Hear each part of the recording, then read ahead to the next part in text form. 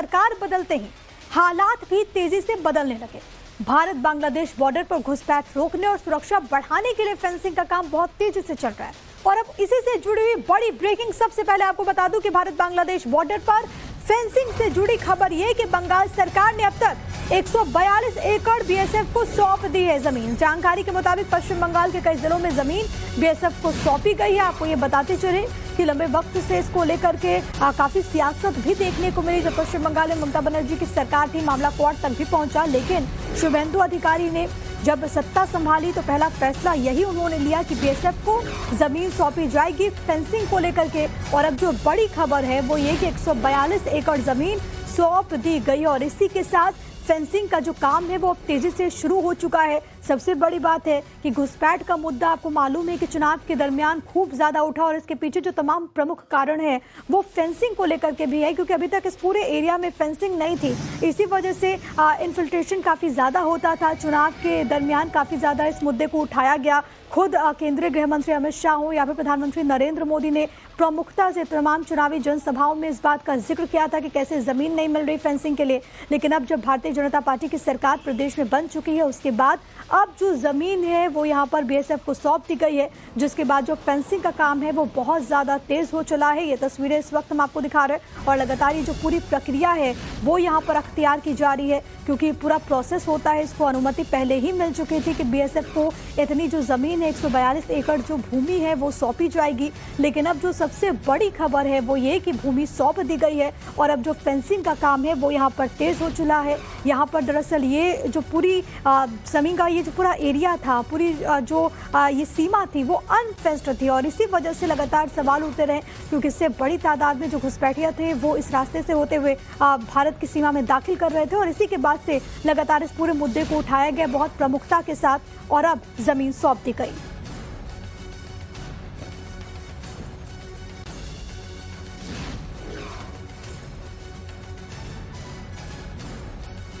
तो फेंसिंग का काम बहुत तेज हो चला है, लेकिन बंगाल के जिन जिलों में जमीन बीएसएफ यानी कि बॉर्डर सिक्योरिटी फोर्स को सौंपी गई है उसके बारे में भी आपको अब इन डिटेल बता देती हूं। जो जानकारी मिल रही है उसके अनुसार पिछले 2 हफ्ते में अगर हम बात करें, यहाँ पर देखिए पिछले 2 हफ्ते में मुर्शिदाबाद में 38.8 एकड़ भूमि जो कि यहाँ पर सौंपी गई। इसके अलावा मुर्शिदाबाद के बाद जो अगला नाम है, क्योंकि पूरा सीमावर्ती इलाका है, ये जो क्षेत्र है ये बॉर्डर रीजन से और इसी वजह से ये शेयर करते हैं बांग्लादेश के साथ। दूसरा जो एरिया है वो मालदा में आता है 10.9 एकड़ का।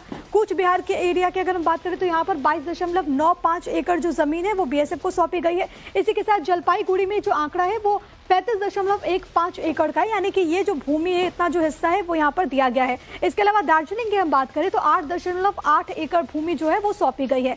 इसके अलावा उत्तर दिनाजपुर ये भी एक जिला है जहाँ से 2.84 एकड़ जमीन आती है। इसके अलावा अगर हम बात करें दक्षिण दिनाजपुर की तो यहाँ पर 20.17 एकड़, नादिया में 0.55 एकड़ जमीन जो है वो बीएसएफ को सौंपी गई है। इसके अलावा नॉर्थ 24 परगना में यहाँ पर देखेंगे 2.6 एकड़ जमीन यहाँ पर इस जिले की दी गई है बीएसएफ को, यानी कि वो जो जमीन है अब इस पूरी जमीन पर वहां पर जो फेंसिंग का काम है वो बीएसएफ ने शुरू कर दिया है। अगर आप इनको इन टोटल करेंगे तो ये 142 एकड़ से कुछ ज्यादा होता है। अब आपको सीधे ले चलते ग्राउंड जीरो पर। पूजा मेहता मेरे साथ मेरी सहयोगी मालदा से इस वक्त लाइव कनेक्टेड है। पूजा, एक बहुत बड़ा फैसला लिया गया और उसके बाद अब ये पूरी प्रक्रिया संपन्न हो चुकी है।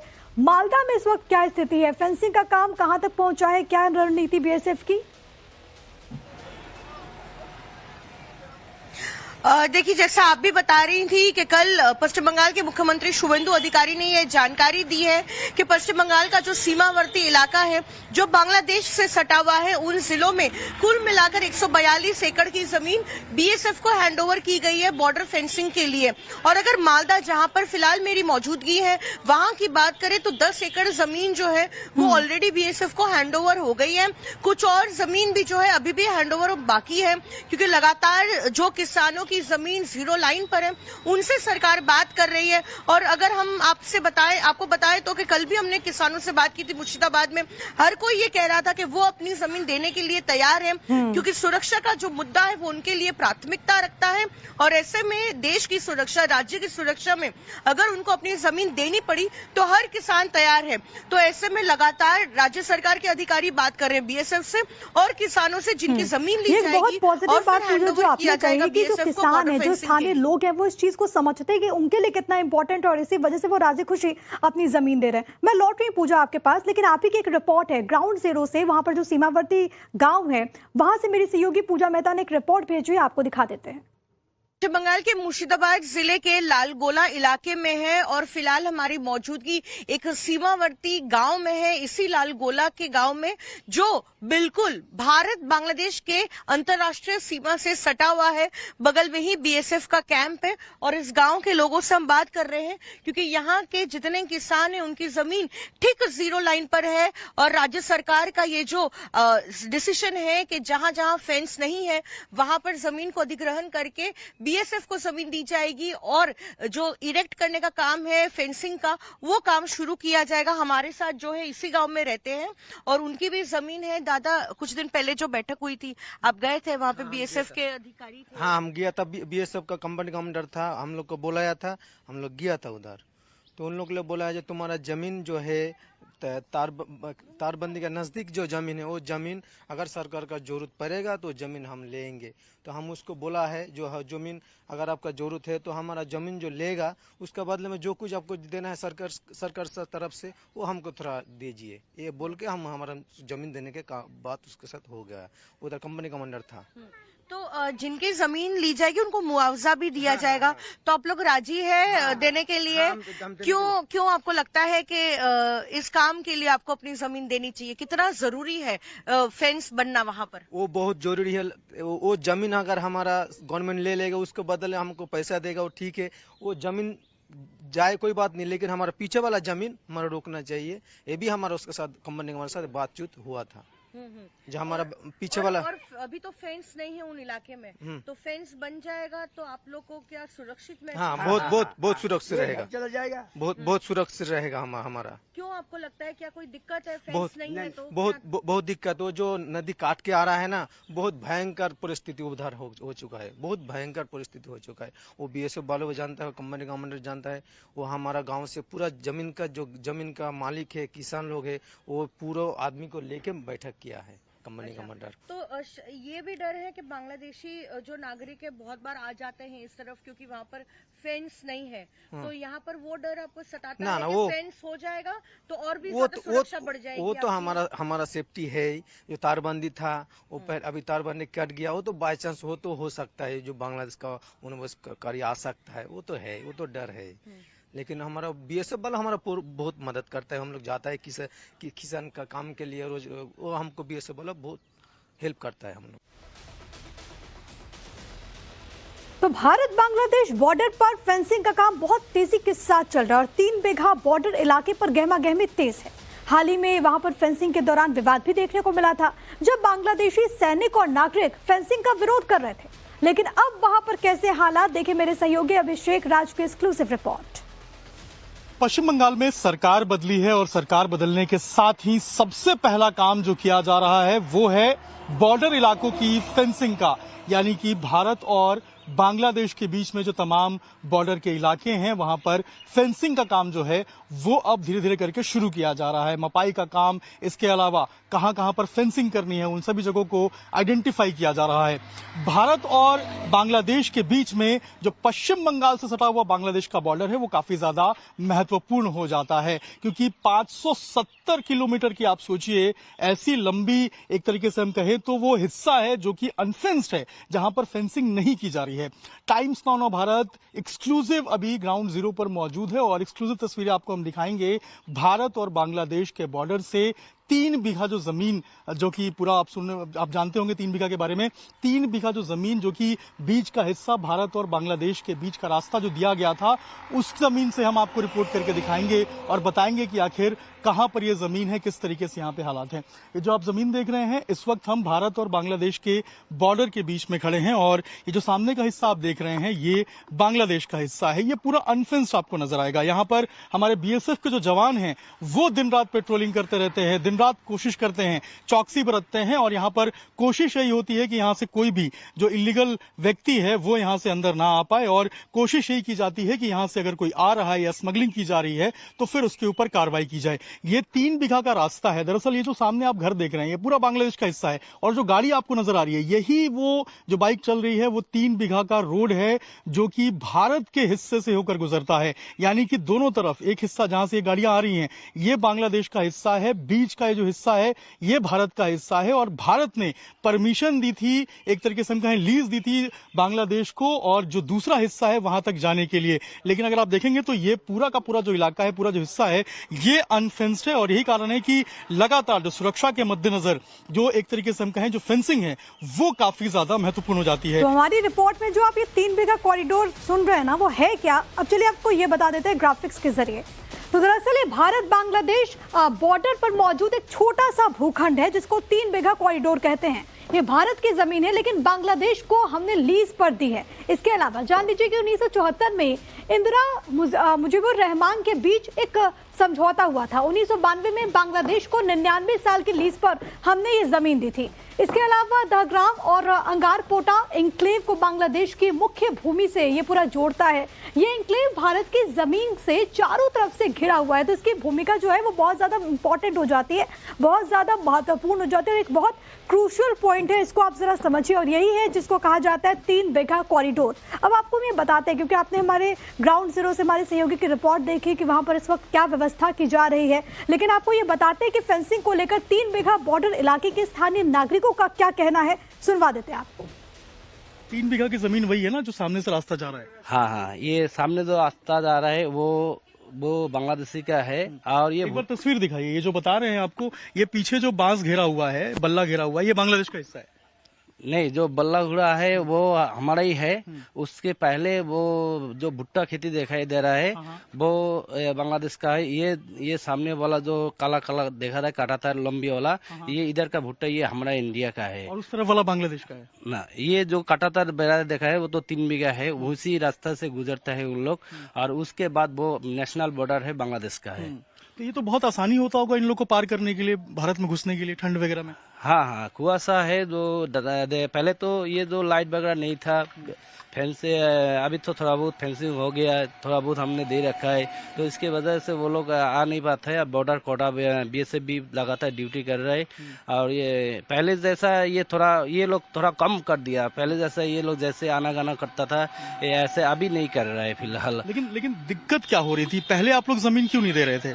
नहीं, ऐसा कोई बात नहीं है जो पहले हम जमीन नहीं दे रहे। हम जमीन देने के लिए हम लोग गाँव से सर्वदा हम तैयार रहते हैं और जब भी गवर्नमेंट जमीन मांगते हैं हम जमीन देने के तैयार है।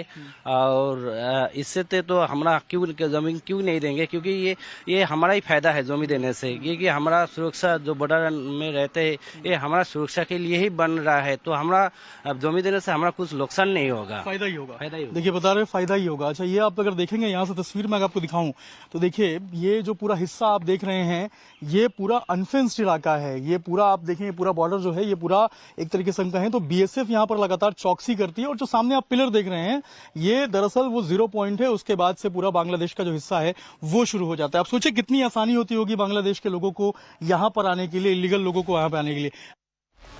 तो ग्राउंड जीरो पर लगातार टाइम्स नाउ नवभारत बना हुआ है। पूजा मेहता हमारे साथ हमारे सहयोगी लगातार कनेक्टेड है। इसके अलावा अभिषेक राज हमारे साथ हमारे सहयोगी सिलीगुड़ी से इस वक्त कनेक्ट हो गए हैं। अभिषेक, अभी हम आपकी रिपोर्ट देख रहे थे, आपने स्थानीय लोगों से बात भी की, जरा बताइए कि ग्राउंड जीरो पर इस वक्त पश्चिम बंगाल में क्या चल रहा है फेंसिंग को लेकर के, बॉर्डर जितने रीजन है वहां पर किस तरीके की तैयारी है, कैसे बीएसएफ की टीम अब आगे बढ़ रही है?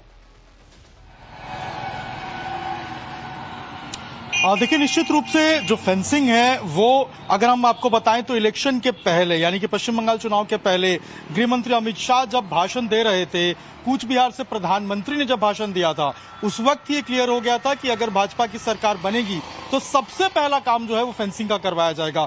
यही कारण है कि जब सरकार बनी थी उसके पहले मीटिंग में ही अगर हम कहें तो शुभेंदु अधिकारी ने कह दिया था कि जितने भी अनफेंस्ड इलाके हैं पश्चिम बंगाल से सटे हुए बांग्लादेश बॉर्डर के, उन सबके ऊपर फेंसिंग की जाएगी। और आप समझिए 142 अगर हम कहें तो एकड़ जो जमीन है वो बीएसएफ को दे दी गई है। लोगों से जब हमने बात की, चाहे 3 बीघा कॉरिडोर का इलाका हो या फिर जो तमाम बॉर्डर के इलाके हैं, लोगों को कोई परेशानी नहीं है। लोग पहले भी देना चाहते थे, लेकिन जो पिछली सरकारें थी, चाहे सीपीएम की सरकार हो या तृणमूल की सरकार हो, उनकी तुष्टीकरण की राजनीति थी। इसके अलावा उदासीनता थी कि कभी लोगों से जमीन लेने की कोशिश की नहीं गई, भूमि अधिग्रहण करने की कोशिश की नहीं गई, और सिर्फ अपने राजनीतिक फायदे के लिए जो घुसपैठ करके बांग्लादेश से भारत में लोग आए हुए थे, पश्चिम बंगाल में आए थे, उन लोगों को बसाया गया, उनका पॉलिटिकल वोट बैंक का इस्तेमाल किया गया। और उसके बाद अब जब सरकार बदली है तो डिटेक्ट और डिलीट और डिपोर्ट की जो पॉलिसी है उसको अपनाया जा रहा है। और उससे पहले जो पूरी फेंसिंग है, जो बाड़बंदी है, वो की जा रही है, क्योंकि राष्ट्रीय सुरक्षा को लेकर ये सबसे बड़ा मुद्दा है और किसी भी राजनीति के लिए इसका इस्तेमाल नहीं हो सकता है। ये बात गृह मंत्री ने अच्छी कही कि स्थानीय लोग तो पहले भी तैयार थे, अभी तैयार है, पहले भी तैयार थे, लेकिन सियासत देश की आंतरिक सुरक्षा के साथ खिलवाड़ करती रही। लेकिन अब परिस्थितियां बदल गई है। मैं लौट रही हूं अभिषेक आपके पास, हम आगे पूजा से भी चर्चा करेंगे, लेकिन बंगाल की शुभेंदु सरकार बांग्लादेशियों को बिल्कुल भी बर्दाश्त करने के मूड में नहीं है। अब इसी से जुड़ी एक और बिग ब्रेकिंग आप जरा जान लीजिए। भारत बांग्लादेश बॉर्डर पर घुसपैठ से जुड़ी ये बड़ी खबर है। मुर्शिदाबाद में हाई सिक्योरिटी सेंटर बनाया गया, 19 बांग्लादेशी नागरिकों को हिरासत में लिया गया है। तो इस वक्त की बड़ी खबर, हम आपको तस्वीरें भी दिखा रहे हैं जहां पर यह हाई सिक्योरिटी सेंटर बनाया गया है। मुर्शिदाबाद जिले के लालगोला इलाके के होल्डिंग सेंटर में हमारी मौजूदगी है। हमने देखा है कि किस तरह से पश्चिम बंगाल सरकार ने आदेश दे दिया है कि अगर पश्चिम बंगाल में कोई भी रोहिंग्या या फिर बांग्लादेशी नागरिक जो अवैध तरीके से पश्चिम बंगाल में रह रहा है तो उन्हें डिपोर्ट करने से पहले इसी तरीके के होल्डिंग सेंटर्स में रखा जाएगा। हमारी मौजूदगी फिलहाल मुर्शिदाबाद के उसी होल्डिंग सेंटर के अंदर है और इसी 3rd फ्लोर में जो है होल्डिंग सेंटर बनाया गया है। और आप देखिए यहाँ पर बैरिकेड है, रिस्ट्रिक्टेड एरिया जो है लिखा हुआ है, पुलिसकर्मी यहाँ पर मौजूद है और ऊपर किसी को भी जाने की अनुमति नहीं है। आप देखिए यहाँ पर और भी पुलिसकर्मी आपको दिखेंगे, क्योंकि ये रेस्ट्रिक्टेड एरिया है तो किसी को भी ऊपर जाने की परमिशन नहीं है। लेकिन कुल मिलाकर पुलिस की तरफ से कहा जा रहा है कि 19 लोग हैं, जिसमें महिला, पुरुष, बच्चे, जिनको इन होल्डिंग सेंटर में रखा गया है। सारे के सारे जो है बांग्लादेशी नागरिक हैं और उन्हें मुर्शिदाबाद के किसी न किसी इलाके से गिरफ्तार किया गया है। आपको बताते हैं कि यहाँ पर पुलिस के अलावा भी एक मेडिकल टीम है जो उनका ध्यान रखेगी और साथ ही टॉयलेट से लेकर पीने के पानी तक और साथ ही खाने पीने का तमाम इंतजाम यहाँ पर किया गया है। लेकिन जैसा पश्चिम बंगाल के मुख्यमंत्री शुवेंदु अधिकारी ने ये साफ कर दिया है कि जहां तक अवैध बांग्लादेशी नागरिक और रोहिंग्या की अगर बात करें तो सबसे पहले उन्हें डिटेक्ट किया जाएगा, डिलीट किया जाएगा और डिपोर्ट किया जाएगा। और चलिए आपको सीधे ले चलते पूजा के पास। पूजा, क्योंकि घुसपैठ का मुद्दा बहुत प्रमुखता के साथ चुनावों के दौर में भी उठा, प्रधानमंत्री नरेंद्र मोदी से लेकर के गृह मंत्री अमित शाह तक की बात करते रहे, और अब डिटेक्ट, डिलीट और डिपोर्ट की पॉलिसी पर पश्चिम बंगाल में बहुत तेजी के साथ काम हो रहा है। बिल्कुल, जैसा कि आप भी बता रही थी, पश्चिम बंगाल सरकार का ये जो 3D पॉलिसी है, डिटेक्ट, डिलीट और डिपोर्ट, तो ऐसे आदेश जब दिए गए हैं कि होल्डिंग सेंटर बनाए जाएंगे हर एक जिले में। इस आदेश के 24 घंटे के भीतर ही जो है मालदा और मुर्शिदाबाद में होल्डिंग सेंटर्स बनाए गए। हम खुद पहुंचे थे मुर्शिदाबाद के होल्डिंग सेंटर में, हमने देखा कि किस तरह से एक हाई सिक्योरिटी जोन में तब्दील कर दिया गया है। 19 बांग्लादेशी नागरिक, जिसमें महिला, पुरुष, बच्चे हैं, उनको वहां रखा गया है और तब तक रखा जाएगा जब तक जो है उन्हें डिपोर्ट नहीं कर लिया जाता है, क्योंकि थोड़ा सा लेंदी प्रोसेस है डिपोर्टेशन का। बांग्लादेश काउंटर पार्ट से बात करनी होगी, उनकी आइडेंटिटी जो है वेरीफाई की जाएगी और उसके बाद उन्हें बांग्लादेश भेज दिया जाएगा। लेकिन अगर हम पश्चिम बंगाल के अलग अलग इलाके की बात करें, 2 दिन पहले मैं खुद हकीमपुर बॉर्डर चेक पोस्ट पर मौजूद थी, तब भी हमने देखा कि इस सरकार के आने के बाद किस तरीके से जो बांग्लादेशी नागरिक अवैध तरीके से रह रहे थे बंगाल में, अब वो डर की वजह से वापस जाना चाह रहे हैं। तो जिन जिन जिलों में बांग्लादेशी नागरिक रह रहे थे, अब उन्हें डिटेक्ट कर जो है डिलीट किया जा रहा है और अब फिर डिपोर्ट भी किया जाएगा। लेकिन उससे पहले उनको होल्डिंग सेंटर में रखा जा रहा है ताकि वो इधर उधर ना घूम पाए और उन्हें प्रोसेस के थ्रू ही जो है डिपोर्ट किया जाएगा बांग्लादेश। ठीक है, हम लौट रहे हैं आपके पास पूजा, हमारे साथ अभिषेक भी मौजूद है, लेकिन उससे पहले अपने दर्शकों को हम ये बताते हैं कि पश्चिम बंगाल में अवैध बांग्लादेशियों को डिपोर्ट की तैयारी शुरू की जा रही है। आंकड़े ये बताते हैं कि पिछले कुछ सालों में 21,000 से ज्यादा अवैध बांग्लादेशियों की गिरफ्तारी हुई। अब सीएम शुभेंदु ने कहा कि डिटेक्ट, डिलीट और डिपोर्ट की रणनीति से सरकार आगे बढ़ रही है। इसी कड़ी में बंगाल के अलग अलग जिले में होल्डिंग एरिया बनाए जा रहे हैं, जहां पर डिपोर्ट करने से पहले अवैध तरीके से रह रहे बांग्लादेशियों को रखा जाएगा। दार्जिलिंग जिले के सिलीगुड़ी के अतराखाई कम्युनिटी हॉल को भी होल्डिंग एरिया बनाया जा रहा है। बांग्लादेश से सटे होने की वजह से क्षेत्र में लगातार सर्च अभियान भी चलाया जाएगा। डिटेक्ट, डिलीट और डिपोर्ट की पॉलिसी को अपनाया जाएगा। देखिए, आपको दिखाते ग्राउंड जीरो से अभिषेक राज की स्पेशल रिपोर्ट। पश्चिम बंगाल में जब से सरकार बदली है, भारतीय जनता पार्टी की सरकार आई है, शुभेंदु अधिकारी मुख्यमंत्री बने हैं, उसके बाद से ही उन्होंने साफ कर दिया है कि किसी भी अवैध रूप से बांग्लादेशी जो भारत में रह रहे हैं, विशेष रूप से जो पश्चिम बंगाल में रह रहे हैं, उनको यहां पर रहने नहीं दिया जाएगा, उनको डिपोर्ट किया जाएगा। 3 शब्द वो बार बार इस्तेमाल करते हैं, डिटेक्ट, डिलीट एंड डिपोर्ट, यानी कि पहले आइडेंटिफाई करो, उसको डिलीट करो और उसके बाद उसे डिपोर्ट करो। इसकी तैयारी पूरी हो गई है और सबसे ज्यादा महत्वपूर्ण बात यह है कि जो बॉर्डर्स पे फेंसिंग है उसको शुरू किया जा रहा है ताकि किसी भी तरीके से अवैध घुसपैठ ना हो। लेकिन अब होल्डिंग एरियाज भी बनाने जाए जो है वो शुरू कर दिए गए हैं, जिन होल्डिंग एरियाज में जो अवैध रूप से बांग्लादेशी भारत में घुसे हुए हैं, जो पश्चिम बंगाल की सीमा में है और वहां पर रह रहे हैं, उनको डिपोर्ट करने से पहले उस होल्डिंग एरिया में रखा जाएगा। इसी तरीके से देखिए, नॉर्थ बंगाल में जो दार्जिलिंग डिस्ट्रिक्ट है, दार्जिलिंग डिस्ट्रिक्ट में सिलीगुड़ी में ये एक होल्डिंग एरिया जो है इसको चिन्हित किया गया है। ये अगर आप देखेंगे तो ये दार्जिलिंग डिस्ट्रिक्ट का होल्डिंग एरिया है। मातीगारी जो नक्सलबारी असेंबली कॉन्स्टिट्यूएंसी है उसमें ये होल्डिंग एरिया आता है और अथराखाई जो कम्युनिटी हॉल है ये इसको एक होल्डिंग एरिया के रूप में तैयार किया जा रहा है। जिन भी अवैध रूप से जो भारत में रह रहे हैं बांग्लादेशी, उनको जो आइडेंटिफाई किया जाएगा, उनको यहीं पर लाकर रखा जाएगा होल्डिंग एरिया में और उसके बाद फिर यहीं से जो है उनको डिपोर्ट किया जाएगा और उसके बाद यहां से ही उनको जो बांग्लादेश है वापस भेजा जाएगा। हमने देखा था कि जो चुनावी एजेंडा था भाजपा का पश्चिम बंगाल के अंदर, उसमें भी इस बात को कहा गया था, इस बात को प्रमुखता के साथ उठाया गया था कि घुसपैठ को रोकेंगे और जो अवैध घुसपैठिए भारत में रह रहे हैं, पश्चिम बंगाल में रह रहे हैं, उनको बाहर निकालेंगे। और बार बार कई मंचों से जो सीएम शुभेंदु अधिकारी हैं वो इस बात को कहते हुए नजर आए थे और यही कारण है कि अब ये जो होल्डिंग एरियाज बनाए जा रहे हैं, इन होल्डिंग एरियाज में उनको लाकर रखा जाएगा और उसके बाद जो है उन्हें यहां से फिर डिपोर्ट किया जाएगा। अगर अंदर आप देखेंगे तो अंदर इलेक्ट्रिसिटी जो है उसकी सप्लाई दी गई है। इसके अलावा पूरा टिन शेड का ये कम्युनिटी सेंटर है और इसी कम्युनिटी सेंटर को होल्डिंग एरिया के रूप में तैयार किया जा रहा है। ऐसे तमाम जगह हैं, ऐसे तमाम डिस्ट्रिक्ट्स हैं वहां पर जो कि बॉर्डर सटे हुए हैं, वहां पर ये होल्डिंग एरिया तैयार किए जा रहे हैं जहां पर उनको लाकर रखा जाएगा और कड़ी सुरक्षा व्यवस्था के बीच में जो है उनको वापस डिपोर्ट करने की जो तैयारी है वो पश्चिम बंगाल सरकार की तरफ से केंद्र सरकार की मदद से की जाएगी। तो लगातार हम देख रहे थे कि जो डिपोर्ट, डिटेक्ट और डिलीट की बात है वो शुभेंदु अधिकारी कहते आ रहे थे और यही कारण है कि अब जो होल्डिंग एरियाज हैं उनको तैयार किया जा रहा है और कोशिश यही है कि जल्द से जल्द जो आइडेंटिफाई है वो उन अवैध बांग्लादेशियों को की जाए और उसके बाद उसे डिपोर्ट किया जाए। तैयारी पूरी है और होल्डिंग एरियाज भी अब तैयार हो रहे हैं। अभिषेक राज, टाइम्स नौ भारत, शिलीगुड़ी, पश्चिम बंगाल।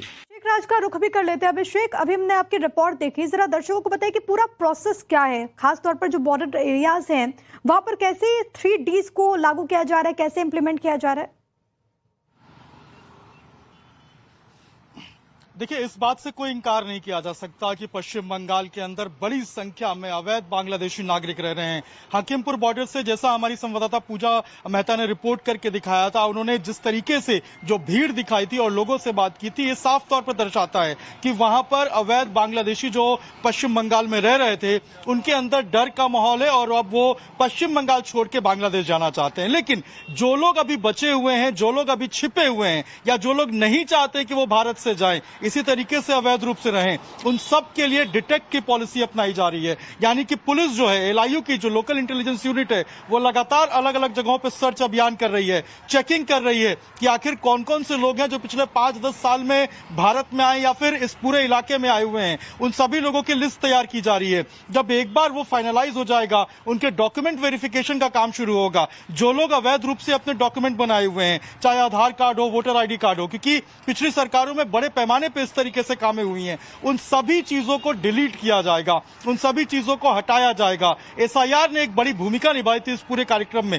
लेकिन जो लोग बचे हुए हैं या लोग जो फर्जी तरीके से आए हुए हैं, उन सबों को डिलीट किया जाएगा और उसके बाद जो डिपोर्टेशन की पॉलिसी है, जो डिपोर्ट करने का पूरा तरीका है, उसको अपनाया जाएगा। और ये जो होल्डिंग एरियाज है, ये इसमें सबसे बड़ा कदम है। जिन जिन को पकड़ा जाएगा उनको आइडेंटिफाई करने के बाद उस होल्डिंग एरिया में रखा जाएगा, उनकी वेरिफिकेशन कराई जाएगी। काउंटर पार्ट बांग्लादेश में बातचीत किया जाएगा, उनके आइडेंटिफिकेशन को रिवील किया जाएगा और उसके बाद उन्हें कर दिया जाएगा। अभिषेक, आपका बहुत शुक्रिया तमाम बातचीत के लिए। पूजा, आप बने रहिएगा मेरे साथ, मैं आपके पास आ रही हूँ, लेकिन अपने दर्शकों को हम एक बड़ी खबर बंगाल की राजनीति से जुड़ी बता देते हैं। बिग ब्रेकिंग यह है कि बीजेपी ने पूर्व सरकार पर फर्जीवाड़े का आरोप लगाया है। महिला नगद सहायता योजना में फर्जीवाड़ा हुआ, ये कह रहे मुख्यमंत्री शुभेंदु अधिकारी।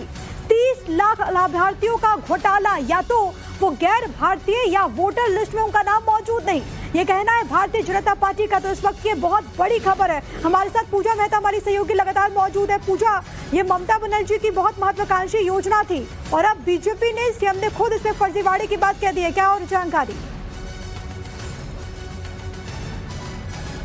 बिल्कुल, आपको बताते हैं पश्चिम बंगाल के मुख्यमंत्री शुवेंदु अधिकारी कल जब सचिवालय में अन्नपूर्णा भंडार स्कीम योजना को लेकर जो है फॉर्म रिलीज कर रहे थे, तब उन्होंने कहा कि पश्चिम बंगाल में 30 लाख लोग ऐसे हैं जो गैर भारतीय हैं, उनके पास नेशनलिटी नहीं है, या तो फिर वो बांग्लादेशी नागरिक है या फिर वोटर लिस्ट से जो है उनका नाम कट चुका है एसआईआर के दौरान।